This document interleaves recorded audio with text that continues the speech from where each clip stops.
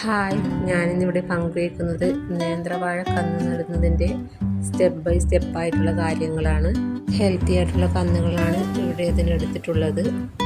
2x2 എന്ന അളവിലാണ് ഞാനിവിടെ ഓരോ കുഴിയും എടുത്തിട്ടുള്ളത്.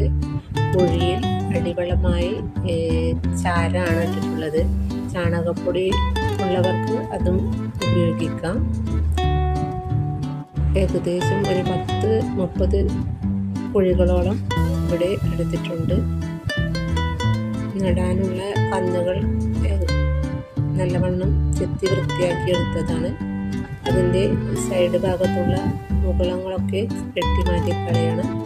ഇല്ലെങ്കിൽ വാഴ നട്ട് കന്ന് മുളച്ചു വരുമ്പോഴേക്കും സൈഡ് ഭാഗത്ത് നിന്നും നാമ്പുകൾ പൊട്ടി വരും.